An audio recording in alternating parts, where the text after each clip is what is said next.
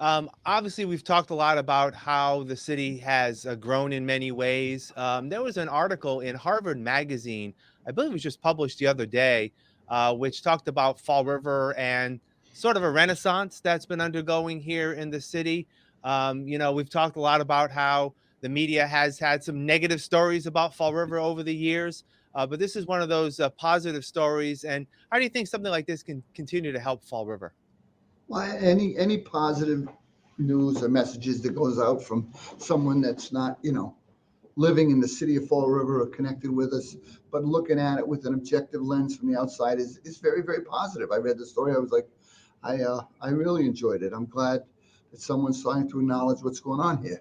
And no matter what city you're talking about, they all have warts, and we have ours in Fall River. But at the same time, it's the mayor and the city council and the people we were just talking about, the governor and the legislators, the job to address those warts and try to diminish them and make the city a better place to live. I just think there's so many positive things going on in the city of Fall River.